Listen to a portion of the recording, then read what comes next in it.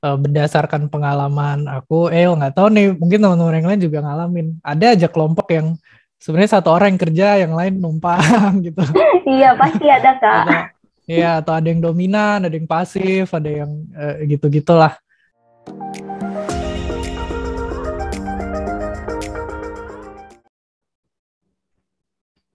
Halo teman-teman semuanya. Sebelumnya, terimalah salam Buddhis dari aku, Namo Buddhaya. Nah, teman-teman, jadi perkenalin, nama aku Ailiko ini. Dan di sini aku sebagai moderator yang akan menemani teman-teman semua selama beberapa waktu ke depan nih. Oke, jadi dalam podcast kali ini kita mengangkat tema A Million Hopes for a Great Future in Education. Nah, teman-teman, menarik banget kan ya temanya? Nah, kalian semua pasti udah nggak sabar kan ya buat dapetin insight baru dari podcast kita kali ini.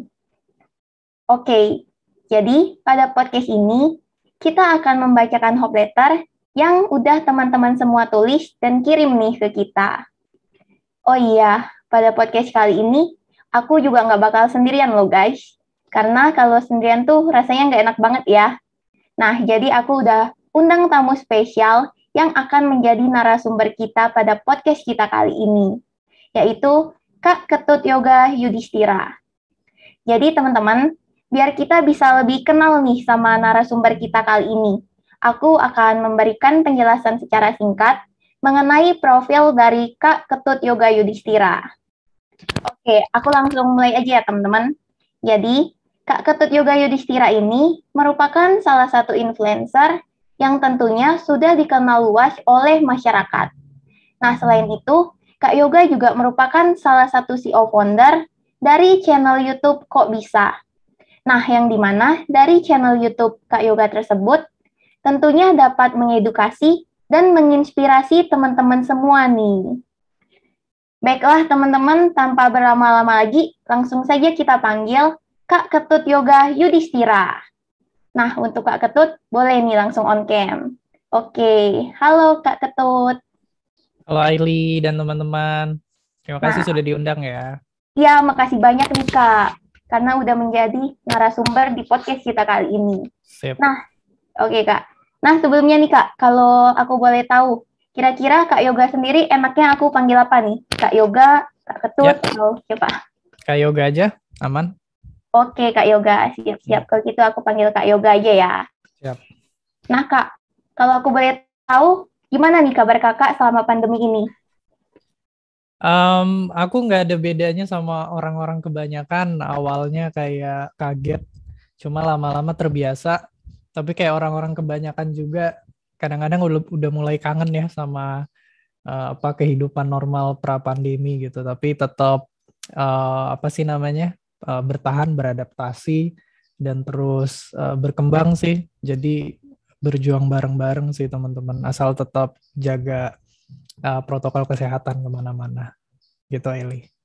Oke, Kak, oke. Nah, berarti keadaan Kakak baik-baik aja ya. Oke, baiklah. Nah, semoga teman-teman juga dalam keadaan yang baik-baik aja nih ya. Tetap patuhi protokol kesehatan nih. Benar yang dikatain Kak Yoga. Oke. Ya. Nah, kalau selama pandemi ini, Kak, apa aja sih, Kak, rutinitas Kakak yang Kakak lakuin, Kak, selama pandemi? Tetap kerja, jadi tetap bikin konten, tetap bikin macam-macam berkarya. Cuma bedanya adalah sekarang semuanya online, jadi sama aja kayak teman-teman yang kuliah atau sekolah. Seluruh tim kok bisa kita online, nge-zoom kayak gini atau Google Meet. Tapi ya kita kerjanya tuh jadi jauh-jauhan. Sebenarnya nggak ada bedanya karena industri kita kan emang industri kreatif ya, jadi emang bisa dilakukan di mana aja.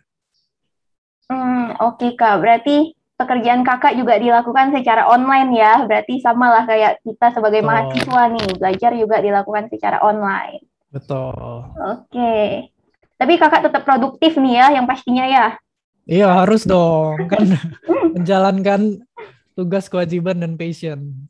Wih, keren Kak. Jadi Nah, terinspirasi nih lihat Kak Yoga untuk terus produktif kayak gini kan. ya. Oke Kak. Nah mungkin Kak, kita langsung aja nih Kak, masuk ke pembacaan hope letter. Nah, Ya. jadi tujuan kita membacakan Hope Letter ini agar kita bisa mendengarkan curhatan kalian nih yang ingin berkuliah ataupun yang sedang menjalani masa pendidikan. Nah, pastinya teman-teman udah gak sabar dong ya buat dibacain nih Hope Letter-nya. Oke, langsung aja nih Kak. Kita masuk ke Hope Letter yang pertama.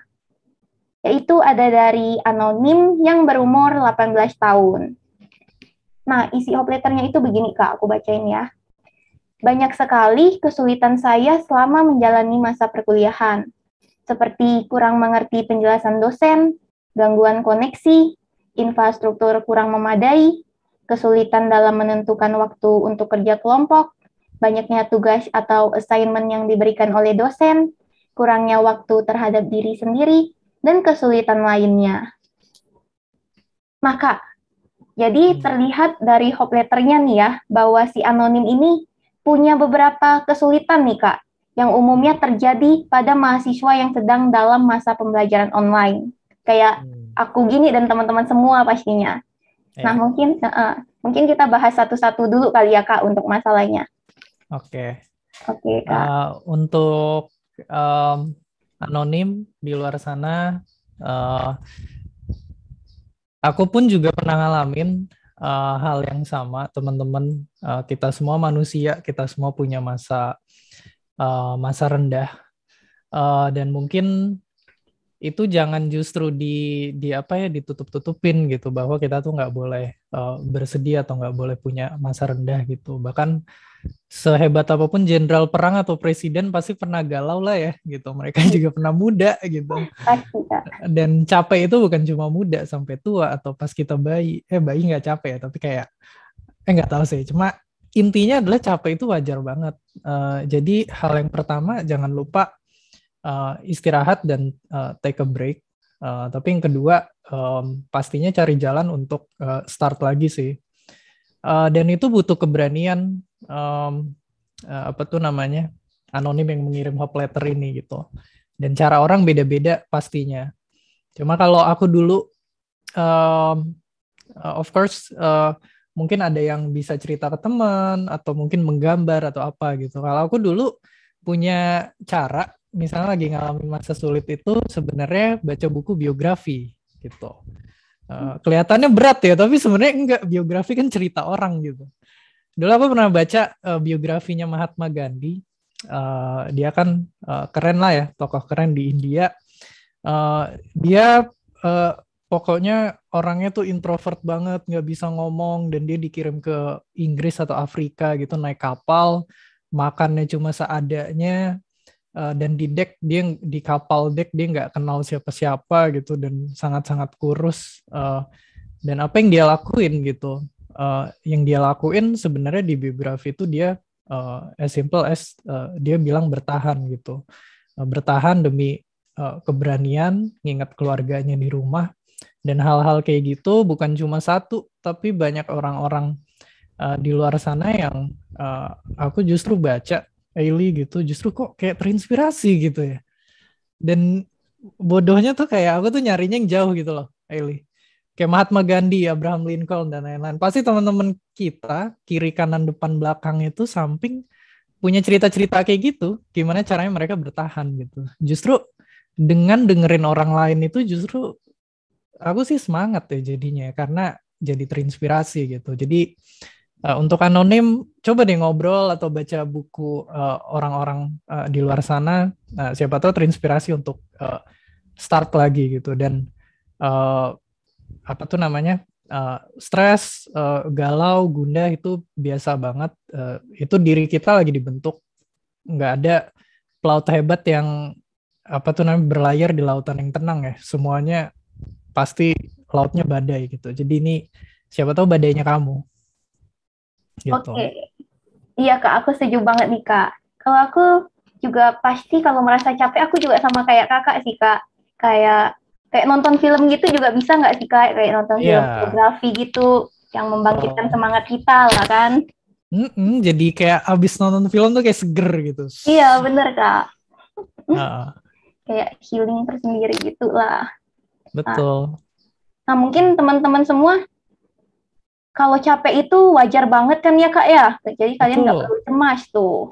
Nah, orang-orang hebat aja pasti pernah kok mengalami rasa capek itu. Nah, kalian itu hanya butuh waktu untuk take a break, terus juga tinggal ngelakuin apa yang kalian suka gitu. Itu sih teman-teman inti dari Kak Yoga ini. Iya. Oke Kak. Semangat ya anonim. Semangat ya anonim. Nah, dan juga teman-teman semua nih. Nah, masalah pertama itu Kak. Ya. Terus juga nih, dia itu mengatakan Kak, kayak dia tuh kurang mengerti penjelasan dosen gitu kan, karena adanya gangguan koneksi. Menurut Kak Yoga sendiri, untuk mengatasinya gimana nih Kak? Soalnya kan susah kan Kak, pembelajaran online learning gini, gangguan koneksi kadang-kadang susah lah. Kalau itu saya juga ngalamin gitu. Nah, gimana tuh Kak cara dari Kakak? Mau demonstrasi ke provider internetnya juga susah kan. Tapi sebenarnya ada obatnya. Ini masih anonim ya? Iya, anonim. Ada obatnya anonim, which is ada di diri kita untuk coba belajar lagi sendiri sih gitu. Jadi jangan pernah malu kalau kita tuh nggak tahu gitu. Justru bangga atau karena kita tuh berani bilang saya tuh belum ngerti gitu. Karena dari situ kita belajar. Justru malu kalau kita tuh pretend atau pura-pura gitu atau sok-sokan kita tuh udah tahu semua jawabannya. Padahal gurunya nge-lag gitu ya 5 menit terus kayak udah ngerti semua. Iya gitu, ngangguk-ngangguk. Iya boleh ngangguk-ngangguk, cuma nanti dipelajarin lagi aja. Ikutin apa sih namanya? Rasa penasaran kamu atau kebutuhan kamu itu sih. Jadi jangan pernah malu sih untuk cari tahu kalau emang kelewatan materinya. Iya Kak, aku juga setuju sih. Biasa ini juga relate sama aku Kak. Biasa kan koneksi aku juga biasalah bermasalah gitu Kak. Jadi waktu ngedengar penjelasan dosen tuh kadang nggak ngerti Kak. Nah jadi paling kalau ada sesi tanya menjawab gitu kan, aku paling tanya ke dosennya sih Kak lewat kolom chat gitu. Kan? Betul. Karena orang ngerti itu kan awal itu dari bingung kan, sama juga kayak kalau apa tuh namanya pacaran kan mulai dari PDKT gitu, kita nggak ngerti nih orangnya nih gitu, makanya kita kenalan kan. Sama sih ilmu pengetahuan juga kayak gitu sih. Confusion is where the learning begins kan. Oke Kak. Nah teman-teman jadi jangan takut ya kalau kalian nih kayak merasa nggak mengerti nih sama penjelasan dosen ataupun guru-guru kalian. Kalian tinggal belajar aja kok sendiri dengan cari di Google atau enggak bisa banget nih dengan tanya ke teman kalian. Kalian bisa nih kayak meminta bantuan teman kalian lah gitu intinya. Kalau Kak Yoga sendiri pernah nggak sih minta bantuan teman gitu Kak kalau Kakak nggak ngerti sama pelajaran tertentu? Pasti. Pasti punya Kak. Jujurnya Eli, semua video kok bisa tuh kita nanya sama orang gitu kan. Oh gitu Kak, aku kira itu Kakak mikir sendiri. Enggak lah. Gitu. Kami di Kobisa bukan orang paling pinter, justru kami mewakili orang-orang yang pengen bertanya gitu kan. Ada satu video yang bikin Kobisa itu viral terus berkembang banget, itu topiknya tentang ekonomi. Suatu hari kita pengen banget bikin topik tentang itu karena di request tuh sama penontonnya masih viewsnya kayak masih 200 gitu ya, belum kayak sekarang gitu. Jadi ada 5 komen minta itu semua. Terus karena kami bukan anak ekonomi, kami lari tuh ke fakultas sebelah, fakultas ekonomi. Kita kumpulin traktir bakso 5 orang temen FE kita, fakultas ekonomi, kita minta jelasin.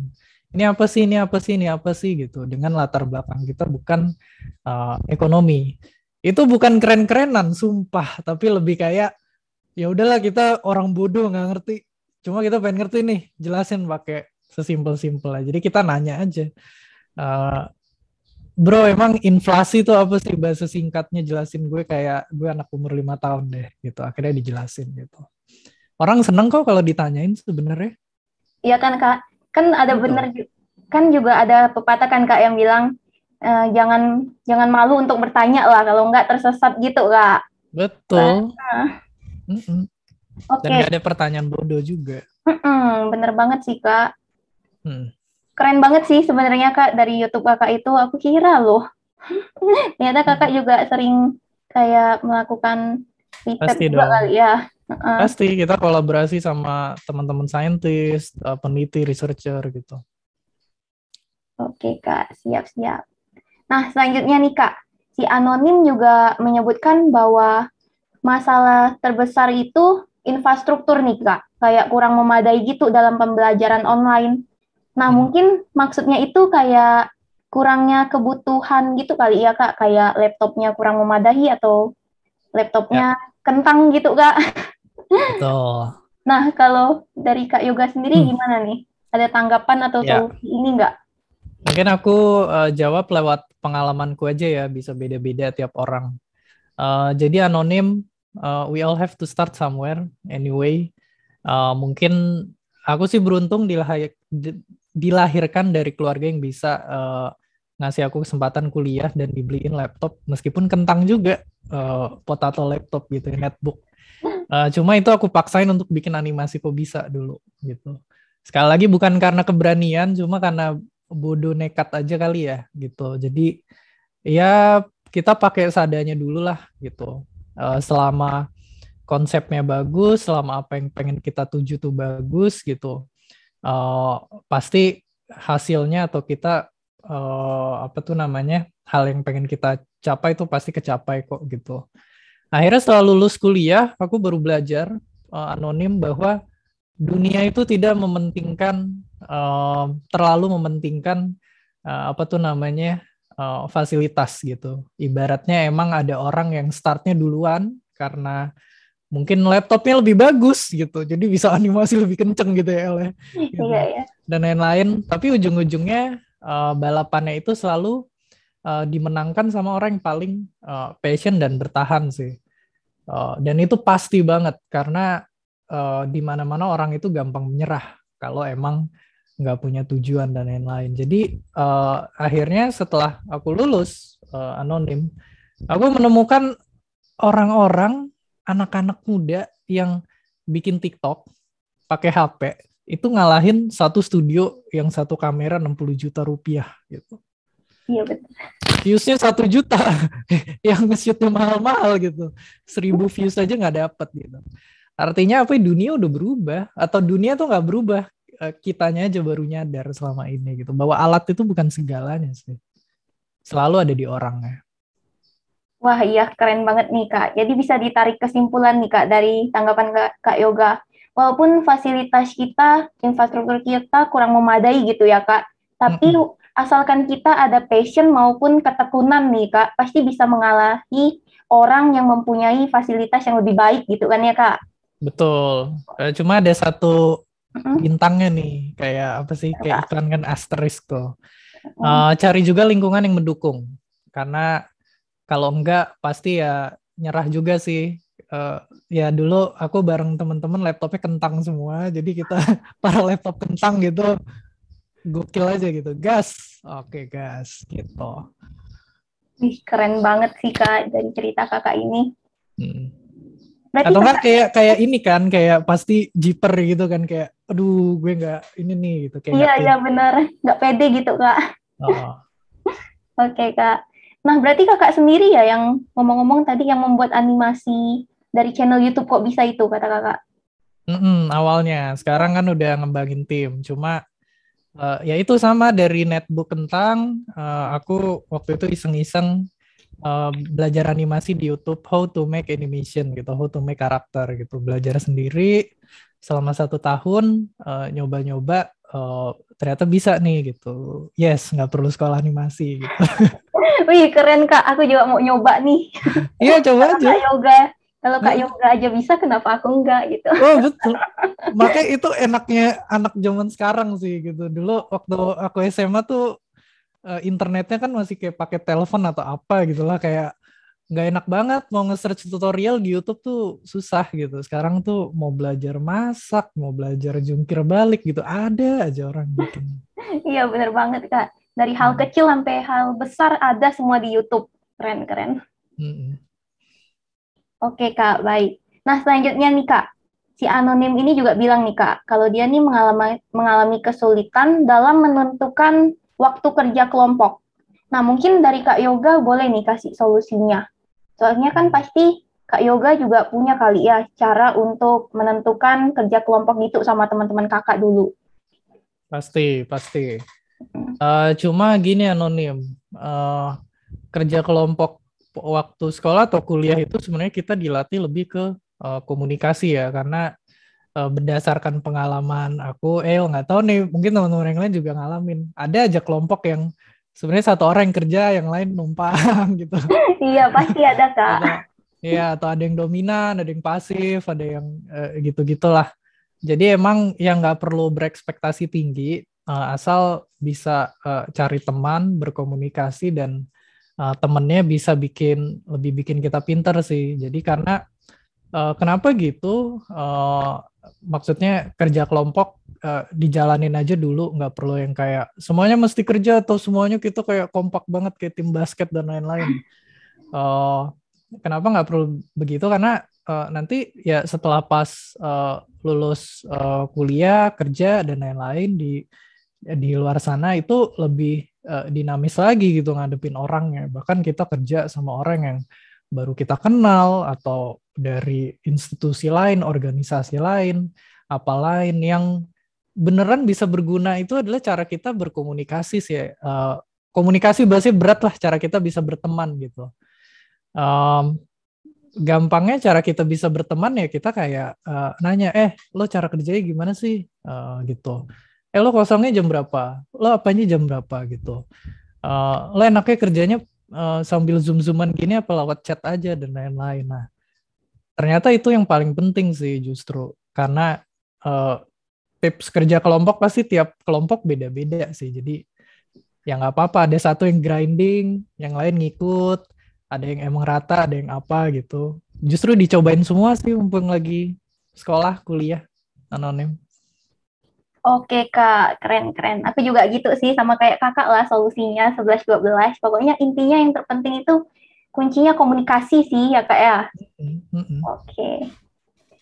Nah, selanjutnya itu ada lagi nih Kak, si anonim ini kan bilang banyaknya tugas nih Kak yang diberikan oleh dosen. Nah, Kak Yoga pasti pernah dong ya ngerasain banyak tugas nih waktu masih kuliah. Kalau boleh tahu, gimana tuh cara Kak Yoga untuk mengatasinya nih? Intinya mikirnya gini anonim, yang terbatas itu sebenarnya kan waktu ya, karena semua orang mau itu presiden, mau itu sekali lagi jenderal perang, kenapa contohnya gitu sih, tapi mau siapapun itu orangnya gitu, waktunya kan sama 24 jam gitu. Dan coba sadar deh, kadang-kadang lawan bicara kita, Eili atau aku, kan kita nggak tahu, mungkin ada kebutuhan keluarga mendesak, atau siapa tahu ternyata perlu berobat atau apa, pokoknya beda-beda gitulah. Nah, pahamin dulu diri sendiri juga sih, apakah kita bisa bagi waktu antara misalnya keluarga, kerjaan, atau kuliah gitu, atau hobi. Nah, pasti mulai dari sana sih. Jadi ngelihat dulu aja ke belakang, anonim. Selama ini sibuknya sama apa sih gitu. Misalnya anonim sambil kuliah itu ikut aktif organisasi. Ternyata komposisinya 80% organisasi, 20% kuliah gitu. Nah, jadi di situ kebayang jelas permasalahannya di mana gitu. Kalau aku ngomong dari pengalaman juga, aku dan teman-teman bikin Kok Bisa itu di semester 6, semester 7 itu udah semester akhir gitu lah. Itu mesti bagi kerja waktu magang, skripsi, bikin Kok Bisa, sama ikutan kuliah gitu. Jadi kayak 4 gitu. Keluarga ya udahlah ya, kita jarang pulang gitu. Waduh. Tapi intinya kita sepakat, Kok Bisa at least mesti 30% nih, jangan dikurangin lagi gitu. Nah, dari komitmen kayak gitu, apalagi diketoknya bareng-bareng, pasti akan ini sih mulai tugas itu kayak mulai ini sendiri, apa sih namanya, terselesaikan sendiri karena punya komitmen. Cuma satu saran, jangan motong waktu tidur ya, anak muda yang tidurnya jam 3 pagi, bangunnya jam 12 siang gitu. Waduh. Kenapa tuh Kak? Sakit, pasti sakit. Kak Efeknya, pernah mengalami nih ya? halo, Iya, halo Kak. halo, halo. Iya, kedengeran. Halo, kenapa Kak? Ya, pernah ngalamin pastinya. Dan apa sih namanya, aku pernah kena mah gitu, penyakitnya anak muda gitu ya. Dan lain-lain karena pola hidupnya nggak benar sih. Jadi ya nggak apa-apa sekali-kali ngerasain gitu ya, sakit-sakit gitu. Cuma nggak akan bertahan lama sih kalau nggak pola hidupnya nggak sehat gitu. Oke Kak. Nah, sebenarnya aku juga pernah sih Kak, karena kekurangan tidur aku jadi sakit gitu Kak. Muka aku jadi kayak kesemutan gitu Kak. Itu aku rasanya kayak Waduh, mau meninggoy Kak, sumpah. waduh, Iya, kesemutan itu tuh parah kan. banget. Soalnya aku dari Nah, malam sampai pagi lagi nggak tidur. Terus pagi itu langsung ngerjain kuis gitu kan. Aku belajar buat kuis. Aduh, aduh, itu muka iya langsung. makanya. Jadi teman-teman, nah kalau kalian banyak tugas nih, kalian tuh harus segera sih selesain tugas-tugas kalian itu. Nah, dengan gitu kalian bisa nih dengan santai untuk ngelakuin me time gitu kan. Intinya pinter-pinter kalian mengatur waktu lah, jangan sampai kalian tuh membuat diri kalian kurang fit gitu. Betul. Jangan bergantung sama pacar. Kayak kalau nggak punya pacar nggak diingetin waktu, nggak gitu. Iya, benar kan Kak? Enggak. Kita harus mengandalkan diri sendiri, ya nggak sih Kak? Betul. Bahagia dulu sendiri gitu. Baru Benar-benar, bahagiain orang lain ya. setuju Kak. Nah, Terus juga nih Kak, menurut Kakak penting nggak nih Kak waktu buat me time sendiri gitu? em, jujur penting pastinya. Itu cuma kasih tanda bintang lagi itu kemewahan menurutku Eli. Banyak teman-teman yang mungkin nggak punya kemewahan kayak gitu mesti kerja 24 jam atau apa gitu. Jadi sebenarnya me time itu kan waktu recovery. Minimal definisinya kita tidur lah ya gitu. Tidur, nonton atau relax gitu. Cuma nanti pas satu hal yang aku sadarin dalam hidup itu, apalagi setelah lulus kuliah gitu, um, kita itu boleh mendefinisikan apa pekerjaan yang kita senang kan gitu. Jadi misalnya pengen jadi pilot gitu. Jadi kalau pas kerja ngerasa nggak capek gitu karena wow, this is my dream. Oh my god, I love the knob, the steering wheel and everything gitu. It doesn't feel like a job, and ya udah, makanya Ili kayak bisa bekerja lebih lama gitu. Bill Gates pernah bilang selama umur 20-an dia tuh nggak pernah libur, 1 minggu apa baru setelah kapan dia tuh take a vacation gitu. Itu definisi orang gila yang nggak perlu kita contoh. Hidupnya kayak nggak punya work life balance ya, tapi itu alasannya dia jadi Bill Gates gitu. Sebenarnya yang lebih penting daripada work life balance adalah nemuin tujuannya kita. Kalau kita punya sesuatu yang emang kita passion banget, pasti kita nggak capek ngerasain itu. Contohnya gini El, kerja itu capek. Cuma tahu nggak apa yang lebih capek daripada kerja? Nggak punya pekerjaan. Oh iya, benar Kak, setuju. Pasti. Orang pengangguran tuh stres, ribet gitu. Kayak pengen, aduh gue pengen banget dapat kesempatan gitu. Terus padahal nggak ngapa-ngapain tapi capek gitu, kayak depresi gitu. Benar. Gitu, makanya bukan cuma sekedar bagi waktu dan me time sih, tapi juga me time coba aja cari-cari apa yang kita seneng lakuin. Jangan-jangan itu bisa jadi pekerjaan gitu. Oke Kak. Jadi me time-nya jangan cuman kayak ya mau santai-santai, rebahan, nonton gitu. Tapi juga coba cari me time itu yang sesuai dengan passion kalian dan menguntungkan kalian gitu. Betul, betul. Enaknya zaman sekarang tuh ya, anak zaman sekarang tuh apa aja tuh hampir bisa jadi karir gitu loh. Mau misalnya Eli seneng K-pop atau Korea gitu, bisa bikin channel YouTube, jualan di Shopee, apa itu dan lain-lain gitu. Zaman dulu nggak bisa gitu, kayak mau jadi apa nak? Kamu nonton K-pop seharian gitu. Bener banget sih Kak, aku setuju banget. Jadi kita nih di zaman sekarang udah segalanya dipermudahkan lah ya Kak oleh teknologi tentunya. Iya, iya. Asal berani makanya. Iya, benar-benar. Baik, Kak. Nah, sekarang mungkin kita lanjut aja nih, Kak, untuk hope letter yang kedua. Siap. Yaitu ada dari anonim juga nih, Kak, yang berumur 18 tahun. Isinya itu begini, Kak. Dear my future, selamat beranjak dewasa buat aku yang sekarang mungkin sudah mencapai kepala dua. Aku tahu, kamu pasti sudah bekerja sangat-sangat-sangat keras buat capai semua yang terbaik. Dengan prinsip dan kemauan yang kuat, apapun juga pasti dilewatin. Aku yang sekarang ini sudah berusaha banget menyusun semua strategi dan merangkai puzzle yang berantakan ini. Aku harap saat aku membaca kembali surat ini, semua puzzle itu telah tersusun dan tersambung sempurna, sehingga membentuk lukisan yang indah, sama seperti kehidupanmu. Aku juga harap semuanya sehat-sehat dan bahagia ya. Aku juga berharap bisa lulus dengan IPK yang sempurna. Dan pastinya, aku dapat membanggakan kedua orang tuaku. Aku juga penasaran, kapan COVID-19 akan berakhir? Apa jangan-jangan nanti aku wisudanya tetap online? Oh iya, aku juga penasaran tentang kabar kucing-kucingku. Aku harap mereka tetap tumbuh luar biasa dan aktif seperti ini. Stay healthy ya.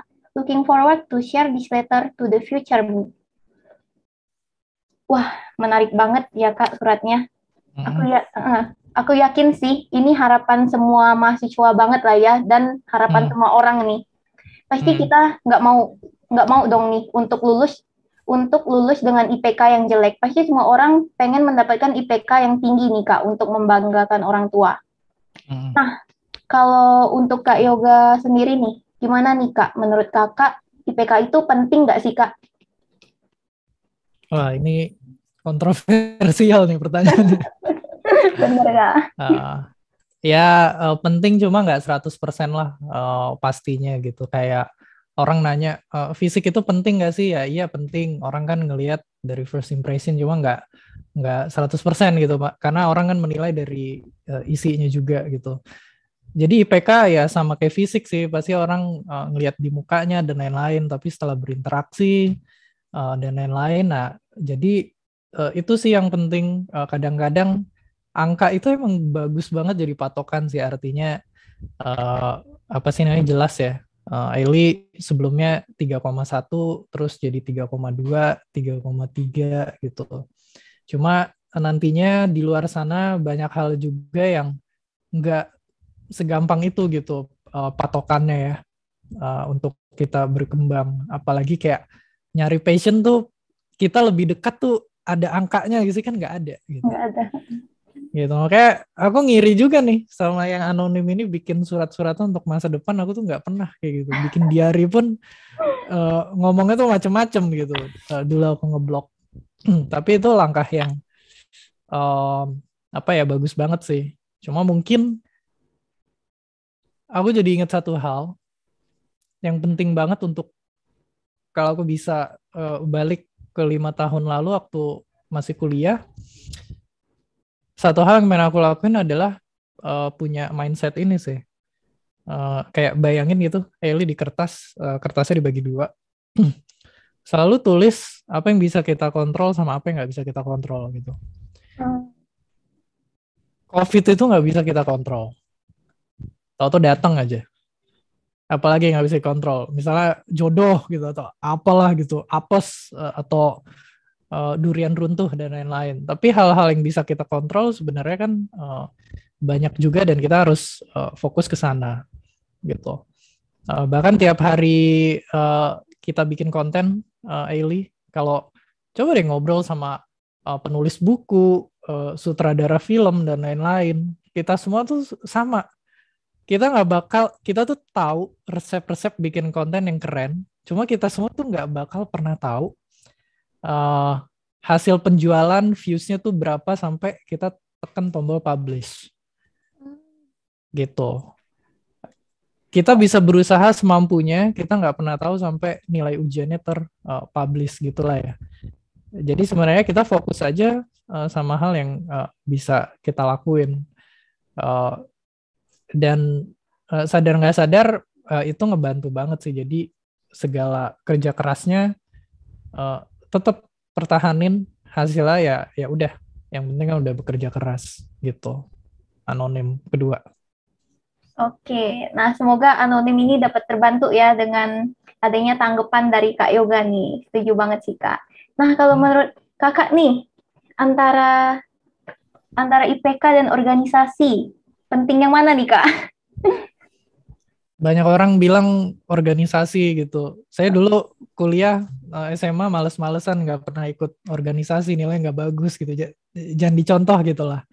Intinya nggak ada yang namanya resep orang sukses mesti A, B, C, D, E, K, nggak ada gitu.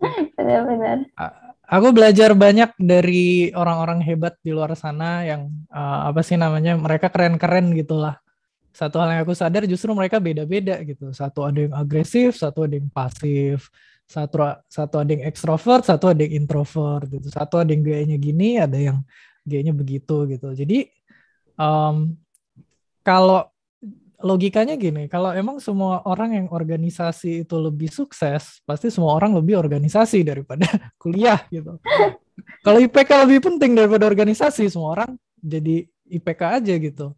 Kenyataannya nggak ada. Kenyataannya adalah justru satu hal sih. Satu hal yang nentuin banget adalah kalau kita bisa nemuin tujuan atau passion, itu yang jadi pembedanya banget sih. Karena aku ngerasain banget di mana dulu teman-teman pada nongkrong atau nyantai-nyantai atau apa gitu. Aku baca buku sains terus bikin kok bisa gitu. Orang bilang ngapain sih bro, lu so sibuk banget gitu. Tapi bagi aku hiburan gitu. Iya. Dan ujungnya jadi produktif kan. Saat orang lain tidur, kita berkarya aja gitu. Yang bikin kita tuh energinya recharge. Benar Itu Kak. sih pembedanya. Jadi organisasi, IPK dan lain-lain itu penting. Jangan drop out ya. Nanti orang tua kalian sedih dan lain-lain. Tetap jalanin. Cuma yang lebih penting adalah coba deh cari apa yang kalian suka. Oke Gitu. Kak, setuju banget nih. Nah mungkin apa yang dilihat orang nggak enak tapi berbeda gitu kan ya Kak, apa yang dengan kita rasain. Kayak Kak Yoga sendiri nih, kalau membaca buku tuh membuat Kak Yoga merasa lebih enjoy gitu. Tapi orang tuh lihatnya beda, kayak Kak Yoga ngapain sih itu, kayak buat pusing aja. Iya, iya. Oke. Organisasi itu penting buat eksplorasi diri sih, El.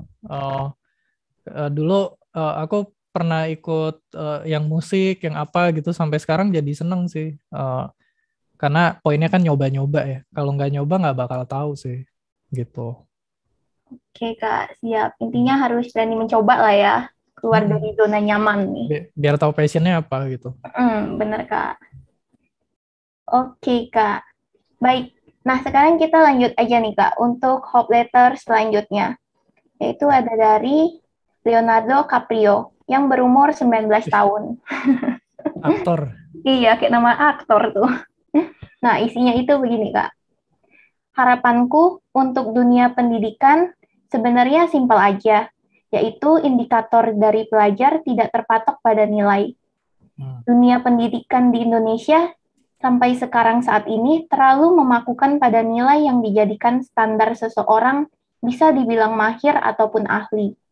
Yang padahal semua orang itu bisa mencari nilai tinggi dengan cara apapun itu, baik itu halal ataupun haram. Tetapi nggak semua orang paham gitu tentang apa yang sebenarnya sedang dipelajari.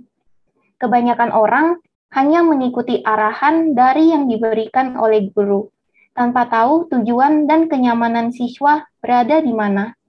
Bahkan, banyak yang tidak mengetahui potensi dalam dirinya sendiri.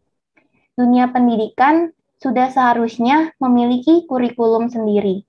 Tetapi, dari kurikulum yang diberikan, seharusnya bisa memberikan independence pada pelajar untuk berekspresi. Bukan dari hanya nilai, tetapi bisa dilihat dari potensi yang bisa digali dari seseorang. Karena setiap orang pasti memiliki kemampuannya yang berbeda-beda dan tidak bisa disamaratakan dengan satu indikator, yaitu nilai itu sendiri. Keren-keren. Keren letternya. Gak kalah keren nih ya Kak dari surat-surat sebelumnya nih. Leonardo DiCaprio beneran, cuma umurnya disalahin. Mungkin versi mudanya nih, Kak. Oh iya. Asli keren-keren. Dan setuju banget sih Leonardo. Dalam hal ini sih, ya iyalah ya. Mungkin Eli pernah dengar ya kutipan kayak jangan nilai ikan dia disuruh manjat pohon ya nggak bisa lah, dia jagonya berenang gitu lah ya. Iya benar Kak. Sampai kiamat juga ya nilainya akan jeblok gitu. Benar-benar. Itu sih, tapi benar banget kayak dalam hal kalau ngomongin pendidikan ya oleh satu hal yang aku tuh belajar bahwa maksudnya kenapa nilai itu nggak sepenuhnya 100% tuh penting gitu. Jadi gini, Eli semester berapa nih? Kalau aku sendiri semester 3, Kak. Semester 3, lulus kira-kira tahun berapa? 2024. 2004. 2024. 2024. Nah, 2004 sih. Ya. 2024. Let's say Eli bahkan punya adik yang masih SMP atau SD gitu. Mungkin lulus pas kerja itu masih 2032 gitu, let's say. Nah, jadi pendidikan kita tuh dididik itu sebenarnya yang salah adalah dinilainya tuh untuk hari ini. Padahal kita lulusnya masih jauh. Masih 3, 5, 10 tahun lagi. Lah, aku dulu kuliahnya jurnalistik, Eli. Disuruhnya nulis koran. Sekarang koran udah nggak ada di mana-mana gitu. Mau kerja juga nggak bisa gitu di koran. Gitu, tinggal dikit banget. Cuma dinilainya tuh dari koran gitu. Seberapa keren kamu nulis koran gitu. Kan jadi relevan gitu. Jadi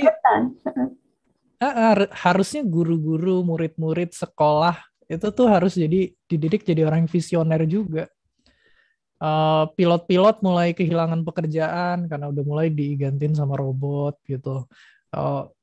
Macam-macam profesi lah gitu. Jadi makanya itu alasan terbesar kenapa nilai itu nggak bisa 100% jadi patokan gitu. Justru umumnya orang lihat nilai itu, oh ini orang work ethicnya ada ya gitu, dia tuh disiplin, terus berkembang gitu. Dan yang kedua, kenapa nilai itu juga bukan tolak ukur ini. Kalau di sekolah, kuliah, kita kalau salah tuh salah jawaban soal, salah jawab soal, nilainya kan kurang ya, atau nilainya nggak bagus. Dunia luar gitu, the smartest people are actually are the ones who make mistakes paling banyak. Kebalikannya. Karena mereka belajar banyak kan. Mau jadi pebisnis, biasanya bisnis 1, 2, 3 dulu gagal gitu. Terus kayak, udahlah lu nggak bakat gitu. Udah kerja aja di sini gitu.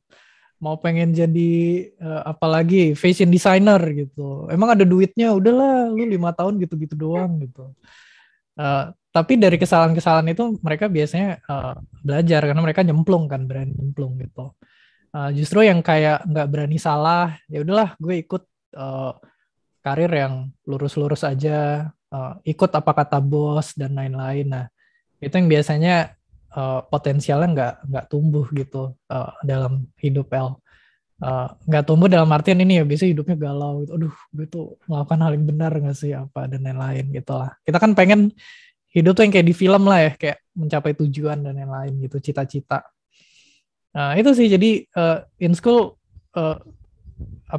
people who do mistakes malah disalahin gitu. Jadi jangan takut sih. Yang penting bilangin ke orang tua, papa, mama, nilaiku mungkin biasa-biasa aja, yang penting nggak naik kelas. Yang penting nggak ketinggalan kelas gitu. Gitu. Aku nyari tujuan aku nyari cita-citaku, passionku, itu yang penting. Gitu. Bener Kak, aku juga setuju sih. Nah, orang tua aku sendiri juga nggak memaksakan aku untuk mencapai nilai yang sempurna sih Kak. Pokoknya intinya harus naik kelas aja, jangan ketinggalan kelas gitu. Pokoknya, pokoknya kita jadi orang harus open minded aja gitu nggak sih Kak? Kan? Jangan apa-apa tergantung pada nilai, terpatok pada nilai. Karena nggak semuanya itu tentang nilai gitu tuh. Karena kan kelebihan orang, ada juga tentang perilakunya, dan juga sopan santunnya. Itu kan nggak bisa dinilai dari Betul. angka gitu kan, Kak. Soft skill kalau bahasa motivator gitu. Soft skill kita itu penting. Jadi nggak cuma nilai aja gitu. Oke, Kak. Baik, Kak. Ada surat lagi nih. Yaitu ada dari Anonim yang berumur 18 tahun. Nah, isinya itu begini. Pas awal masuk masa orientasi di kuliah itu, seneng banget rasanya. Akhirnya jadi mahasiswa juga. Tapi pas awal masuk kelas seminggu pertama itu, bingung banget sama sistem perkuliahan. Soalnya kayak harus aktif terus dan catatannya banyak banget lagi. Aku juga bingung mau catat atau enggak. Soalnya ada yang bilang catat, ada yang bilang enggak usah. Emang masih dalam tahap adaptasi juga sih, jadi agak kaget juga. Wah, nah katanya si Anonim sih begitu, Kak. Dia seneng banget nih, Kak, pas jadi maba. Kalau aku boleh tahu nih, Kak, Kakak gimana tuh pas jadi maba, Kak? Kayak seneng juga nggak nih sama kayak kita-kita waktu pertama masuk kuliah? Ya. Senang tapi takut. Kayak keren-keren banget sih kakak kelasnya gitu. Kayak aku mah remah-remah roti gitu. Oke. Berarti sama ya, Kak, ya, sama kayak kita-kita. Nah, Kak, untuk Kakak menemukan cara belajar yang efektif waktu masuk kuliah, gimana nih, Kak, cara Kakak? Mungkin bisa nih sharing. Ya. Kalau teknik belajar gitu nyari di YouTube atau Google banyak lah ya, kayak belajar tips and trick, Pomodoro teknik, Feynman teknik dan lain-lain gitu. Itu bisa dipelajarin sendiri. Cuma satu hal yang pengen aku discuss adalah sebenarnya ini garis bawah kata belajar gitu. Belajar itu sebenarnya apa gitu. Sebelum dan setelah belajar tuh sebenarnya apa yang terjadi dan sukses. Kalau orang udah sukses belajar tuh gimana? Nah, jadi sebenarnya belajar itu kita tuh ini not necessarily kayak mesti mencatat atau mesti semuanya kita apalin atau dan lain-lain, karena mari jujur-jujuran, apakah Ili masih ingat biologi bab 2 kelas 3 SMP bahas tentang apa babnya gitu? Enggak lah, Kak.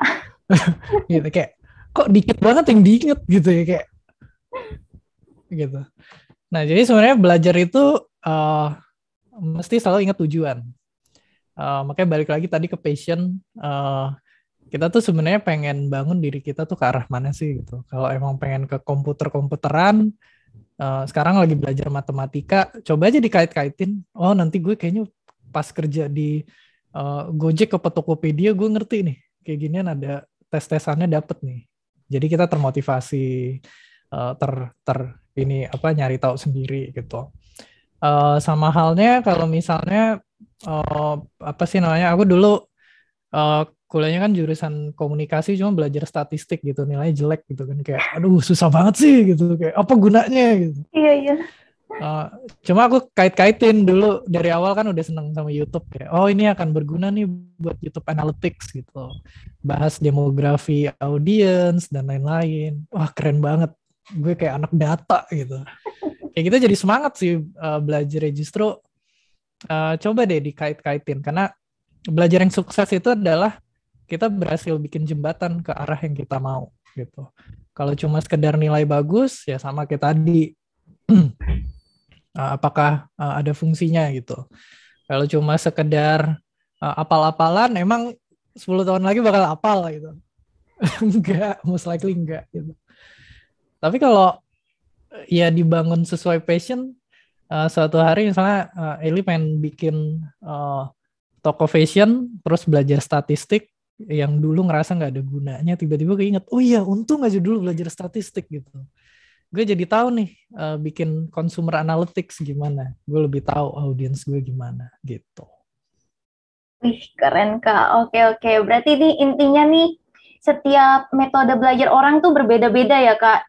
Jangan misalnya teman kamu catat, kamu juga mau ikut-ikut catat. Sebenarnya nggak gitu, teman-teman. Jadi kalian bisa aja nih, kalian misalnya record, mendengarkan, atau enggak lewat visual. Pokoknya pinter-pinter Terserah. kali aja sih. Betul, betul. Terserah banget. Aili dulu apa belajar? Kalau aku dulu gambar-gambar. Nggak bisa kalau teks doang.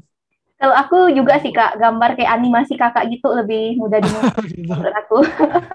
Iya, sih ya. Iya. Ah, Oke. Oke, selanjutnya nih Kak. Ada hmm, hope letter. Wah, udah yang terakhir nih Kak untuk sesi pertama, yaitu ada dari Oke. Yusia Hana Pratiwi yang berumur 19 tahun. Isinya Hmm, itu begini Kak. Selama PJJ, jujur di awal struggle banget. Coba make friends tuh susah banget. Takut susah ngomong sama mereka dan dosen di kelas. Aku ingat banget di kelas pertamaku PJJ, aku unmute dan jawab pertanyaan dosen dengan gugup banget. Sampai gemeteran. Tapi syukurlah sekarang udah terbiasa 100% dengan PJJ ini. Dan jatuhnya udah nyaman banget. Mau kasih pesan sama semua teman-teman yang masih struggle sama PJJ ini. Cuman mau kasih tahu, kalian hanya butuh waktu kok buat beradaptasi. Semangat terus ya, dan gak usah worry-worry ya teman-teman. Ciao. Wah, ayo.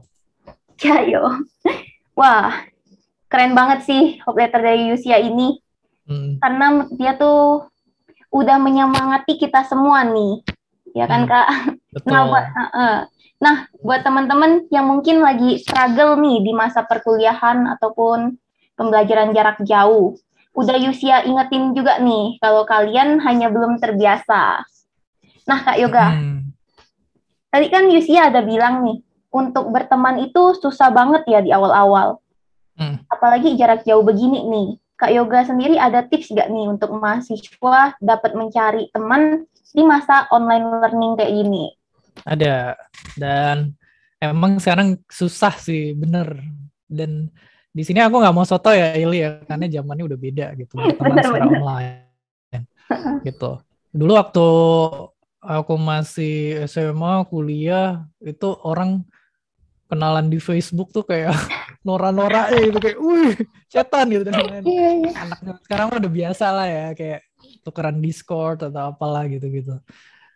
Cuma bedanya adalah kalau zaman sekarang itu menurutku bagusnya dan kerennya adalah dan sekaligus tipsnya adalah selalu cari uh, common interest sih atau hal yang bikin kita tuh sama-sama senang gitu. Jadi kalau bagi circle-circle pertemanan gitu, kalau bahasa anak Jakarta Selatan sekarang pasti ada circle yang lebih ke intelektual. Misalnya Eli suka baca buku atau film, wah sama circle itu tuh. Circle yang emang emosional, temen curhat dan lain-lain. Circle yang apa sesuai fungsinya masing-masing lah gitu. Jadi tipsnya adalah sebenarnya kalau emang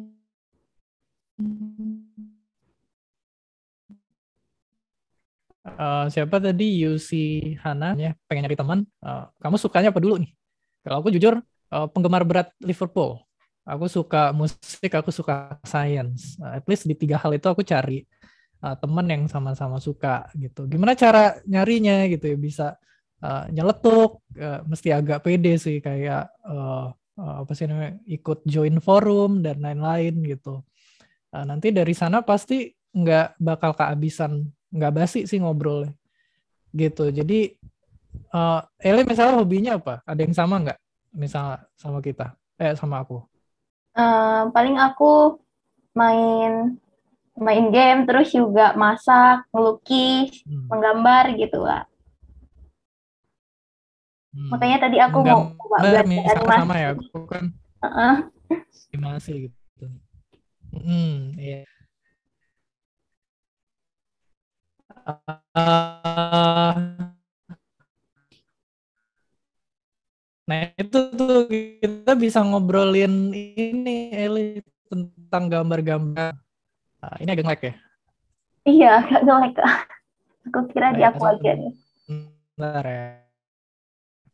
Hmm. Halo, udah kedengeran kah? Iya, udah Kak, udah normal. Oke, tadi sampai mana ya? Tadi sampai yang hobinya sama gitu Kak. Kalau aku sama Ili bisa ngobrol tentang gambar nih atau animasi. Mungkin bisa saling sharing gitu kan, El, uh, tentang dunia gambar, animasi, Adobe Illustrator dan lain-lain gitu. Cuma kalau Eli ngomongin masak ke aku kagak ngerti gitu, kayak aduh apaan nih, 5 menit ngobrol kita selesai sih gitu. Jadi sama sih kalau di sini ada yang fans Liverpool, wah kita ngobrol sampai 5 jam juga nggak habis-habis cuy gitu. Jadi tipsnya se se simple itu sih sebenarnya, cuma pastinya butuh keberanian pede untuk ngobrol duluan gitu-gitu. Oke Kak, intinya kita harus terbuka lah ya Kak ya, jangan takut gitu. Jangan takut untuk memulai sebuah percakapan, maaf, percakapan sama orang baru gitu. Betul, betul. Soalnya kan Kak, pasti ada aja nih orang yang kayak, ya dia tuh cuma nungguin aja orang yang ngechat dia tuh kayak gengsi gitu, nggak mau chat duluan. Mungkin tipe-tipe yang introvert kali ya, yang kayak gitu. Dan nggak perlu ini juga lah, popularity contest gitu, teman-teman. Jadi kalau temennya 5 cuma deket-deket ya udah gitu, nggak usah berambisi punya 100 teman atau apa gitu. Kadang-kadang yang penting temen itu kan bisa jadi ini ya, bertukar pikiran, bisa sharing bareng-bareng gitu.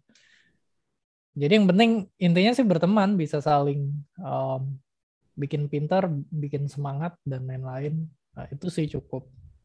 Intinya nemuin circle tuh yang pas lah sama kita, yang cocok sama kita gitu ya Kak ya. Keren. Baik Kak Yoga, karena udah hop letter yang terakhir juga ya Kak. Makasih banyak nih Kak atas tanggapan maupun solusinya nih. Ya. Nah, semoga teman-teman bisa terbantu ya dengan adanya tanggapan dari Kak Yoga nih. Baiklah teman-teman, sekian sesi pertama dari pembacaan hop letter di podcast kita hari ini. Terima kasih, Namo Buddhaya. Nah teman-teman, sampai jumpa di podcast sesi kedua ya. Dadah.